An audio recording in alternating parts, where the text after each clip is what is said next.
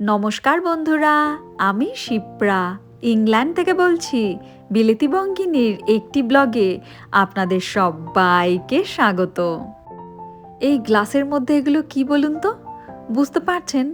আসলে ওই যে মামি শাশুড়ি এসেছিলেন না, তার জন্য যে মিষ্টি দই বানিয়েছিলাম, সেই মিষ্টি দই তার পরের দিন সকালবেলা আমার 2 অফিস কলিগের জন্য নিয়ে গেছিলাম। তাই আপনাদেরকে দেখাচ্ছি। আর দেখুন দইটা কেমন পেতেছে, দেখেছেন? কি দারুণ!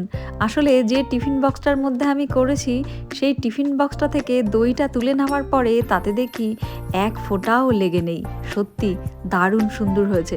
আর আমি গ্লাসে নিয়ে যাওয়ার কারণ হলো, ওদেরকে যতবারই আমি টিফিন বক্সে করে কিছু দেই, টিফিন বক্স আর আমাকে কিছুতেই ফেরত দেয় না। তাই এই পথ অবলম্বন করেছি।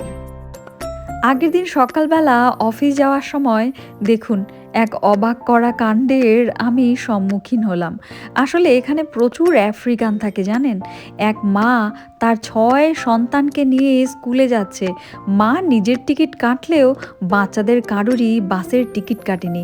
আবার সাথে দেখলাম 2 জন ইন্ডিয়ান স্টুডেন্টও আছে, যারাও টিকিট কাটেনি। দেখুন সব্বাইকে বাস থেকে নিচে নামিয়ে দিয়েছে। এইবার কিন্তু এদের সব্বাইকে মোটা টাকা ফাইন দিতে হবে। আর জানেন, এই একই অপরাধের জন্যে যদি বারবার ধরা পড়ে, তবে কিন্তু এদের কোর্টেও চালান করে দেওয়া হয়। আর আজকে এদের সবার নাম, নক্ষত্র, নথি সমস্ত কিছুই এরা নোট ডাউন করে রেখে দেবে। কিছুই না, বরকে বলেছিলাম আমি তো অফিস থেকে আসতে দেরি হবে, তুমি বেরোনোর আগে একটুখানি কটা রাজমা ভিজিয়ে দিও, কালকে মঙ্গলবার রয়েছে, রাজমা চাবল করবো ওখানে। 1 কিলো রাজমা ভিজিয়েছে, বেশি কিছু না, আপনাদের সবারই জন্যই ভিজিয়েছে মনে হচ্ছে। আমাদের দুজনার কোয়ান্টিটি ভেবে তো ভেজায়নি, আপনাদের সবার নিমন্ত্রণ রইল, সবার নিমন্ত্রণের জন্যই হয়তো আমার বর এত রাজমা ভিজিয়েছে। তো আপনারা সবাই চলে আসুন, তবেই আমি পুরোটা রান্না করব। রাজমা চাওয়াল কিন্তু বাঙালিদের খাবার বলে আমার ঠিক মনে হয় না। আসলে বছর 10 আগে, না তারও বেশি হবে, 10-15 বছর হয়ে গেছে, আমি গেছিলাম কাটরা বৈষ্ণবদেবী মায়ের দর্শন করতে। সেইখানটা গিয়ে আমি সবার প্রথমে সেখানটায় রাজমা চাওয়াল খেয়েছিলাম। আর তখনই ভেবেছিলাম যে এই রাজমা চাওয়াল আমি নিশ্চয়ই একদিন বাড়িতে বানাবো। বাঙালিদের ফ্যামিলি তো, ঠিক সেইভাবে কোনোদিনও রাজমা চাওয়াল বানানো হয়নি। তাই আজকে নন বেঙ্গলিতে বিয়ে হওয়ার পর ভাবছি একটু রাজমা চাওয়াল বানাই। আর বাঙালিদের খাবার না হলেও ভাবছি আপনাদের সাথেও একটু খাবারটা শেয়ার করা যাক। রাজমা চাওয়াল রান্নায় কিন্তু কোনো ঝক্কি নেই বললেই চলে। কড়াইতে একটুখানি সাদা তেল গরম হওয়ার পর দিয়ে দিলাম একটুখানি জিরে, 2টো তেজপাতা আর একটা শুকনো লঙ্কা। এইটাই সুন্দর করে একটুখানি যেই ভাজা ভাজা হয়ে গেছিলো, তারপরে দিয়ে দিয়েছিলাম একদম পাতলা পাতলা করে কাটা পেঁয়াজ। ব্যাস, পেঁয়াজগুলো দিয়ে সুন্দর করে নাড়িয়ে চাড়িয়ে যেই একটু ভাজা ভাজা হয়ে গেল, তারপরেই দিলাম ওই টমেটো আর তার সাথে খানিকটা লঙ্কা। ঝালের পরিমাণ একদম আপনার নিজের মুখের টেস্টের উপরে ডিপেন্ড করবে। আর টমেটোটা কিন্তু একটু বেশিই দিতে হয়। সাথে দিয়ে দিচ্ছি একটুখানি জিরে আর ধনে গুঁড়ো। ব্যাস, আর কিন্তু কিছুই লাগবে না। এইবার মশলাটাকে নাড়িয়ে চাড়িয়ে সুন্দর করে কষিয়ে আগে থেকে সেদ্ধ করে যে রাজমাগুলো রেখে দিয়েছি, সেই রাজমাটা এর মধ্যে দিয়ে দেব। আর রাজমাটা সেদ্ধ করার সময় আমি কিন্তু একটু নুন দিয়ে নিয়েছিলাম। তাই দেখুন মশলাটা কষানোর সময় অল্প একটুখানি নুন দিলাম, যাতে আমাকে আর পরে না নুন দিতে হয়। ইন্ডিয়া থেকে সেই যে প্রেসার কুকারটা এনেছিলাম, সত্যি প্রেসার কুকারটা কিন্তু দারুণ। 4টে সিটিতেই আমার রাজমা একদম গলে ক্ষীর। ব্যাস, আমার রাজমা কিন্তু রেডি। সবার লাস্টে ওই যে মনে আছে অনেক দিন আগে ধনেপাতা বেশি করে এনে সেইটাই কেটে ফ্রিজারের মধ্যে রেখে দিয়েছিলাম, সেখান থেকেই 1 মুঠ ধনেপাতা দিয়ে দিচ্ছি। আর কোনো কিছুই করার দরকার নেই। ঝোলটা একটু কমে আসলে আমার রাজমা কিন্তু একদম রেডি হয়ে যাবে। আজ আমার বর সকালবেলা বাড়ি থেকে বেরিয়েছে অনেকটা আগে। আমি এখন যাচ্ছি বার্মিংহামে ঘুরতে। চলুন, এত সুন্দর গরমের একটা দিন, ঘরে বসে থাকলে কি ভালো লাগে? বাইরেটা একটু ঘুরিয়ে নিয়ে আসি। আর আমার বর অফিস থেকে ও যখন ফিরবে তখন আমাকে ওই বার্মিংহাম সিটি সেন্টার থেকে নিয়ে তারপরেই আমরা দুজন একসাথে বাড়ি ফিরবো। আর এখন আমি আবার কালকে অফিস যাব, তার জন্যে টিফিন বক্সটা রেডি করে নিচ্ছি। তারপরেই আপনাদেরকে নিয়ে বেরোবো। চলুন, বেরোনো যাক। সত্যি কথা বলতে, ইংল্যান্ডে যদি আপনারা কখনো গরমের দিনে ঘুরতে আসেন, সত্যিই এই দেশের প্রেমে পড়ে যাবেন।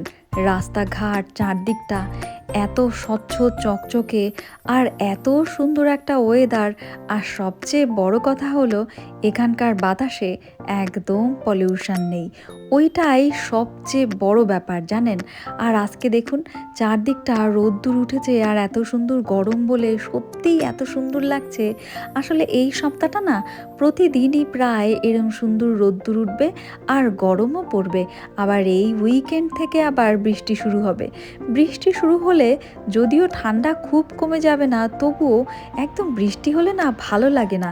আমি কখনো কখনো ভাবি, কলকাতাতে থাকতে বৃষ্টির জন্যে চাতক পাখির মতন বসে থাকতাম, আর এইখানটায় বৃষ্টি হলে না একদম গা জ্বলে যায়। আসলে সারাক্ষণ বৃষ্টি বৃষ্টি আর বৃষ্টি, একদম ভাল লাগে না। আর এইখানে দেখুন, এই যে একটা খেলনা, এর মধ্যে মনে হয় সবাইকে বসা যায়। টিকিট কেটে না ওপরে উঠে হয়তো ওর মধ্যে বসার পরে ওখানটা কেমন একটা শো টাইপের কিছু একটা হয়। মানে এরম কিছু একটা আমার ধারণা আর কি। মানে আমি ঠিকও হতে পারি, আবার ভুলও হতে পারি। আমার আমার ব্যাপারটা ঠিক জানা নেই। তবুও ওই একটা নাগরদোলা টাইপেরই একটা জিনিস। তো এটা দেখতেও দারুণ লাগে। সামনেটা না দেখতে খানিকটা ওই তিমি মাছের মুখের মতন। আর এই দেখুন, যেহেতু রোদ্দুর তাই কত লোক কিলবিলিয়ে বেরিয়েছে।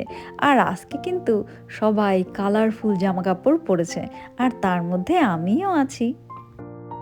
বাঙালির যে মাছ পাগল, সেটা পৃথিবীর সর্বদেশের লোকেরাই মনে হয় জানে। আমিও এইখানটা আসার পর কম বেশি কেউ না কেউ মাছ সম্পর্কে আমাকে অনেক ইনফরমেশন দিয়েছে। আর এই যে গির্জাটা দেখছেন না বাহাতে, ওই গির্জার নিচ থেকে যে ফাঁকা জায়গাটা দেখুন, ওইখানটায় না সপ্তাহে 2-3 দিন একটা হাট বসে। আর ওখানে এই নাকি বড় বড় মাছের দোকান বসে। আমিও সেটা ভেবে আমি নিচটা একটু হাঁটতে গেছিলাম, জানেন। আর দেখলাম হ্যাঁ, মাছের গন্ধ বেরোচ্ছে। তাই ভাবলাম যেদিন এখানটায় পরে একদিন হাট বসবে, আপনাদেরকে একবার ঘুরিয়ে নিয়ে আসবো।